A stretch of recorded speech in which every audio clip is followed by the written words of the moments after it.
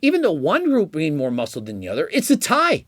There's no statistically significant difference. I don't know about you, but if I saw one with a higher bar graph than the other, even if it's not statistically significant, it might still be significant. Coach Greg, in today's video, Jeff Nippard's going to do a lot of yapping. In the video, it's called Everyone Thinks I'm Wrong About Training. And I see Coach Greg in the thumbnails. Looks like I'm yapping, saying something like, Jeff Nippard doesn't train right. And I also see Sam Sulik in the thumbnail and even Dr. Mike Israetel. And so we're going to see once and for all, is Jeff right about training? And so if Jeff thinks that I'm going to suddenly change my mind, that you're supposed to train 1 to 3 reps in reserve, that you don't need to train harder than last time, that you don't need to train to failure and beyond, well, I'm not buying it. Remember, I've stated for years that Jeff Nippard does not train hard enough, that he is 100% natural, that he has an exquisite physique, but the fact that he's an advanced level trainer, that he needs to push to failure and beyond. And so that is what I've been saying all these years about Jeff being wrong about training. But let's find out, what is Jeff's argument going to be? On the record for at least the last year or two, saying that the stretch part of a lift is more important than the contracted part of a lift. If you watch me at all, you've heard me say this. And so what Jeff is actually saying has nothing to do with how hard you have to train. It's that the stretch part of the motion is more important than the squeeze part of the motion. And I, in fact, have made a video agreeing with Jeff. I talked about this. Jeff, of course, he doesn't watch my videos, and so he doesn't know that the entire fitness industry is not disagreeing with him. And so based on what I've been seeing, I do believe that most people are actually in agreement with Jeff. Why are people obsessed with the stretch? Mike Israetel saying superb. We have Eric Janicki, part of HDLT Supplements. He literally stretches further than last time. I've never seen anyone stretch as much as he does. And because of that, because I've trained with him, I also focus on the stretch more than ever before. Remember, I've been training for close to 40 years and I use more range of motion, the stretch part, than I ever have before. If you think that stretch-mediated hypertrophy is going to be the silver bullet that gets you from making no gains to being the next Ronnie Coleman, not the case. But here's the thing.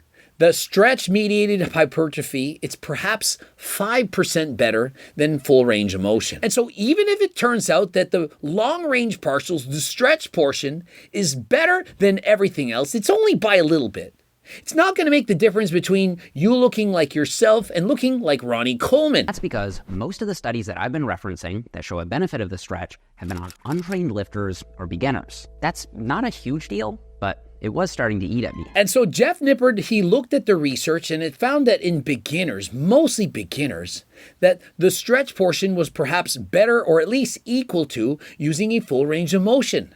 But what about in your advanced lifters? Guys like Coach Greg, perhaps Sam Sulik. Would those guys benefit more by doing long-range partials? Or should they continue to do full range of motion after all? Whenever I see a video like that of Jeff Nippard, I listen, but I'd rather hear it go hard. Science this, science that, science, science, science. And so he put Sam Sulik in a video saying, I watch Jeff Nippard, but I want to hear somebody saying go hard. What have I been saying? Go hard. And so although Sam Sulik's watching Jeff Nippard videos, he's training more so like Coach Greg, saying go harder than last time. Train to failure. Push yourself. But for the purpose of this video, we're focusing on the partial range of motion versus full range of motion. Which is actually better? Same mechanisms that drive muscle growth in beginners should also apply to experienced lifters, but without a good study, it's hard to say for sure. So I only had one option. And so what did Jeff decide to do? He put his ego aside, said, I'm going to find out for myself. Maybe I'm wrong. Maybe I didn't get it right. He linked up with some of the best researchers in the world, got advanced lifters, and put them through the motions. Which form of training is going to come out on top? Again, whenever I say shorten partials, you should be thinking big squeeze. And whenever I say lengthen partials, you should be thinking big stretch. And so for beginners and perhaps intermediates, the research is abundantly clear. The long-range motion, the stretch, is better than the squeeze, and the long-range portion likely even better than the full range of motion. But what about in advanced trainers? And so we are going to find out these trainers, advanced lifters, are going to go through the motions, and they're going to do so while training to failure. every set going hard, the way Coach Greg and Sam Sulik would advise you to do. Dr. Wolf here is one of the world's leading experts on the topic of range of motion. He's actually been doing lengthened partials exclusively for the last year. That's crazy. And so this research, one of the leading researchers in the entire world, he believes in this so strongly, he hasn't done a full range of motion repetition in over a year. And remember, he cares about his physique. He wants to get his best possible physique. And so clearly he's training the way that he feels he should be training. Dr. Eric Helms, someone known for being a skeptic, and Dr. Mike Isertel has also embraced the idea that the stretch most likely matters the most. And so despite the fact that Jeff is saying the entire fitness industry is disagreeing with him, I've literally posted a video in doing the exact opposite. And that is agreeing with him. I made a video.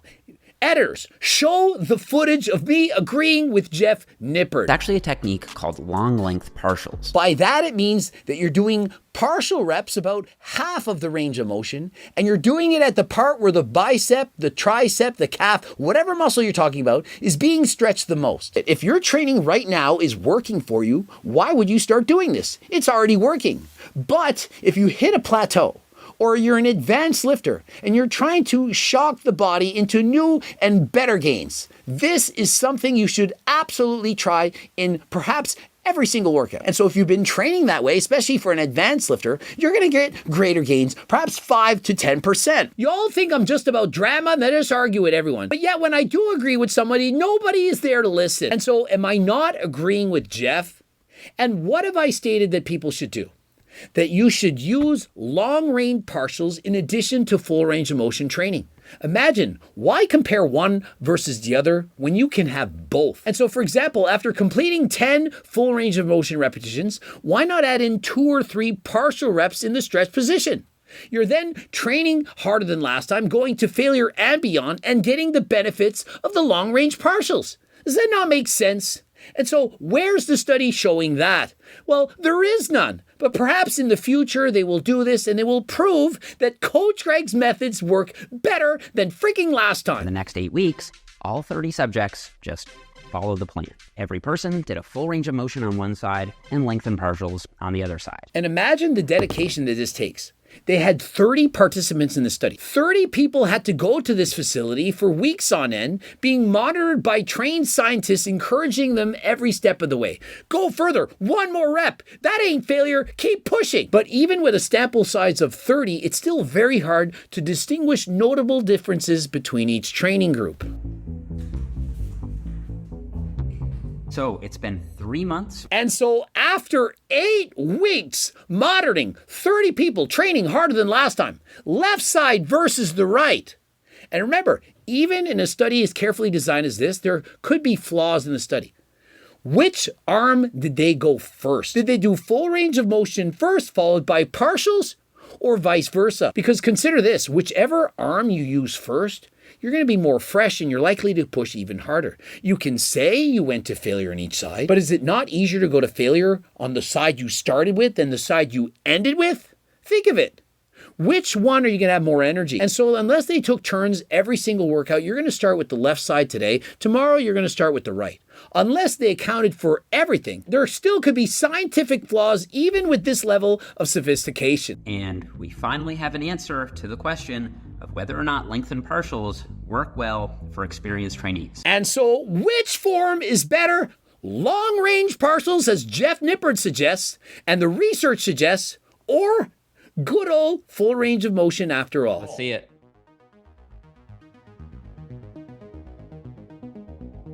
.6%. And so 6.6% muscle growth using full range of motion in advanced trainers in only 8 weeks. That's pretty incredible. I'm impressed by that. Think of it. These are already advanced level trainees, yet they were still able to improve by 6.6% in 2 months. I believe it's because these trainers, the exercise scientists, they really pushed these advanced trainers. Remember, Jeff himself stated that these advanced level trainers says they pushed themselves harder during this 8 weeks than they did in their own training. And so why do you all think they got better? Thinking caps on, including Jeff. 6.6% level of improvement in 2 months in advanced level trainers. They have no newbie gains, but yet they grew by 6.6%. That's a lot. Do you think maybe just a little bit, it might have had to do with the fact they're training harder? I mean, let's really think about it. They were training harder, they had scientists monitoring them, ensuring they were pushing themselves, and they experienced amazing 6.6% gains in 2 months. But what about the long-range partials? The moment we've been waiting for. Is Jeff going to be proven right or be proven wrong? And so let's see what percent of muscle growth occurred from using long-range partials in this advanced level training.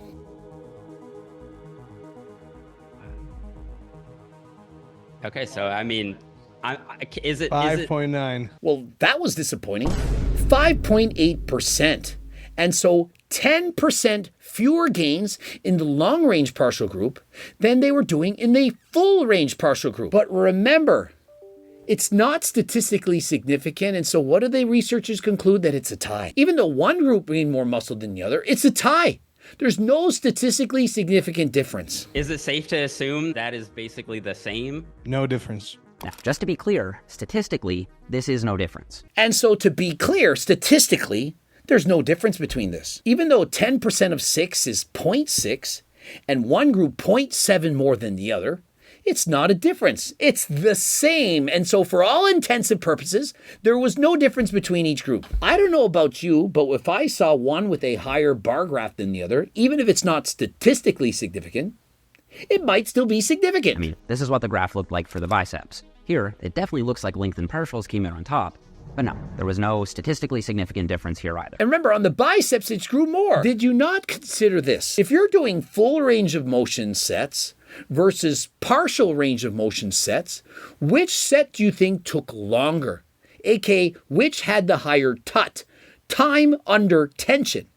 Of course, it's going to be the full range of motion. And so knowing that time under tension, TUT, how long the muscle is actually working, the metabolic damage that can occur from working a muscle for a longer period of time, does it not make sense that full range of motion repetitions would lead to more muscle growth? Imagine if the study was not to do both sets of 10 repetitions, but for both sets to last, for example, 40 seconds. You're going to do 40 seconds of full range of motion to failure versus 40 seconds of partial repetitions to failure. Which do you think would come out on top then? I'm willing to bet that the partials, the stretch position, would lead to more muscle growth given the same time under tension. But remember, this is very difficult to prove. You need to do multiple studies. And so consider this. For example, if we were trying to determine which was better, creatine monohydrate or Turk builder, and we designed a study with 30 individuals, and we wanted to know which works better, creatine monohydrate or Turk builder. And we gave the study, and we gave the people this in secret. They didn't know which one they were using.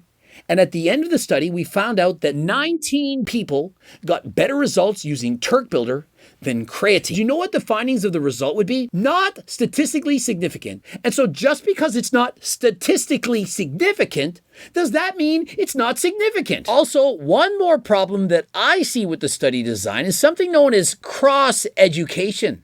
That's when you train one side of the body and it affects the other. For example, if I were to do bicep curls with just my right arm, my left arm, it did nothing. My left arm, despite not training, would experience some of the gains that were caused by training my right arm. And so considering that each participant in the study trained their left arm one way and the right arm the other, does it not make sense that each arm would actually be experiencing some of the benefits of both full range of motion training as well as long range partial range of motion training? And perhaps that's why there was no statistical difference between training regimens. And so you can see just how difficult it is to properly design a study to get the study to show what you're actually looking for. Remember, these are some of the leading experts on muscle hypertrophy training in the entire world. I'm just sitting here off the top of my head in my studio and I'm finding flaws. And so imagine what somebody way smarter than Coach Greg would have done. Somebody like, I don't know, Mike Israetel, guy with a PhD. I mean, I'm a nobody. I only have my master's. What would I know about actually studying science? I guess nothing at all. You could say that lengthened partials didn't work any better than full range of motion, so if you love doing a full range of motion, go for it. Exactly. Based on this evidence, lengthened partials didn't work better than full range of motion. But one could also say long range of motion actually worked better than long range, at least in this study, by a little bit. Not enough to prove it, but enough to get your head thinking. Maybe full range of motion is better. Now, what we've essentially found is that groups doing half reps on every exercise for the entirety of the program were able to get equivalent gains to the group doing full range of motion. And so when Jeff says they were able to get equivalent gains, I say they were able to get close to the same gains. As in, it was almost as good. Just remember, Jeff is not a statistical researcher. My brother, editor Steve, in fact, is a master's degree in mathematics. This is what he's done his entire life. And he explained exactly what's going on. And so what would my take-home advice be? Both methods work very well. They're very close. But if you're looking to be optimal, to get every ounce of muscle possible that you could gain, I would consider this. Clearly, training to failure, it absolutely helps when you're an advanced level trainer. They grew 6.6% in one group and 5.9% in the other. Advanced level trainers that don't have newbie gains anymore in only 8 weeks. And what did they do? They monitored them and made sure they went hard to failure. And so that's the first thing.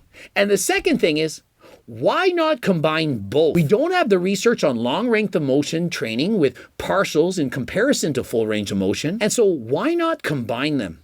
We know you need to train hard, and so why not use full range of motion first? In this study, there was a 10% greater increase in muscle size using full range of motion. And so let's use that. Let's count on that. It did beat out, although not statistically, stretched partial range of motion. And from previous research studies, we know that the long length partials improved more muscle growth than the short range partials. And so why not use all that we know from everything?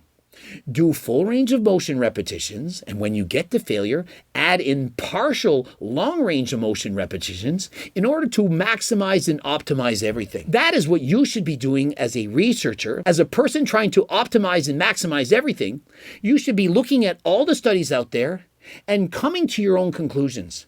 What do you think is best based on how you want to train? And so what am I doing? I believe Jeff, and I believe the research. Remember, I've made fun of science-based training. Science, science, science, science. But I do so because I know that you can't out-science training hard. And so what do? I combine both. I train freaking hard. Even at 49, I'm still training hard. But I combine the science of training. Like Eric Janicki explaining to me how you should get a full range of motion. Really stretch at the bottom. Hold it, pause it there. Work the stretch. Use lighter weights, higher time under tension. And so I combine what I learned from Eric Janicki and also combine what I learned from Jeff Nippard. Long range partials are great for muscle growth. Better than the partials at the shortened range of motion. And so I decided to combine both. I understand that if you train too hard, going past failure on every single set, if you're an intermediate level trainer, or that if you do so much volume training like this, that you perhaps are overtraining. And so I mitigate this by ensuring that I'm not doing too much. I only train with weights 2, maybe 3 times a week. Full body programs. And what does the science said? It says you should train your entire body at least 2 times per week in order to optimize muscle hypertrophy. And so I train my full body 2 to 3 times a week. And so that to me is optimal. I combine everything. So yes, if you're skipping the stretch, I do think you're missing out on some gains. And so when I watch guys like Sam Sulik using partial range of motion sometimes, for example, on that chest press machine when he put a collar under the weight so that he could lift it to here and not really get a full stretch, I think that's moronic. Rather than using 3 plates a side or 4, reduce by a plate and use a greater range of motion. But yet when I mention that, people say I'm shitting on them. I'm trying to educate you based on what I know. And I use people who are training, who you're copying and emulating, and say, is this ideal? Based on the research, based on the science, I say it is not. And so if that makes me a bad person, then I choose to continue to want to be a bad person. This is exactly how to respond to criticism. Let go of your ego, put science and studies behind it, and find the best way to do something and share it with everyone. You're the best, Jeff. Jeff is pretty humble and listens to others. I dig the dude. And so seeing as Jeff is a very humble individual and he can put his ego aside, and knowing that in the past he's made a video saying that testosterone doesn't work, Knowing he's previously made that video, and knowing now that research on turkesterone generally did not use turkesterone, the FDA accredited studies were not precise enough to calculate whether it was turkesterone or not, and that the latest study done in Florida using turkesterone was fake turkesterone, I would love to challenge Jeff to use Coach Greg's Turk Builder. Or even better, Jeff, use Derek's Gorilla Minds Turkplex for 30 days and see what happens. After the 30 days, use Coach Greg's Turk Builder with actual Turk Builder from Uzbekistan, proven by third-party testing, and see, once and for all, did you notice it had its effect? And compare it to Turkplex. Does anyone actually believe that Gorilla Minds Turkplex has actual turkesterone from Uzbekistan? Raise your hand out there if you believe that. Hopefully no one's raising up their hands, but I can't see through time and space. I'm in the friggin' studio. And so once he does that study, Jeff can conclude once and for all, hey guys, being unbiased and putting my ego aside, I've tried Coach Greg's turkesterone, which has actual turkesterone from Uzbekistan, and he backs it up by a money-back guarantee that the stuff actually works. I know I've doubted it in the past, and rightfully so. Why shouldn't he doubt me? Of course, it's okay to be doubtful. I would challenge anyone making the claims I've made to prove it. Well, I've got the money-back guarantee, and I'm telling you this, I am not a liar. And so if you would like Jeff to take up the challenge and use Coach Greg's turkesterone, write him a message.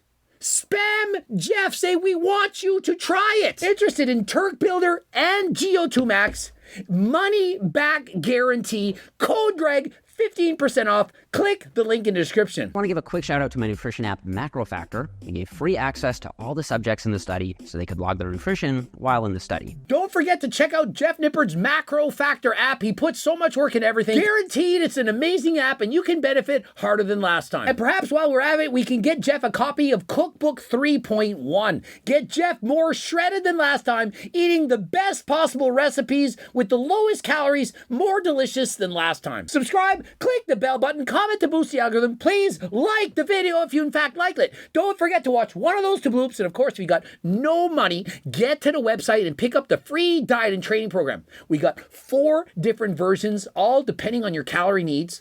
And so what are you waiting for? It's free. And of course, the Harder Than Last Time clothing line, the cookbooks, the Circle diet book, the training books, everything on the website. Get there, Harder Than Last Time. And until next time, I am out.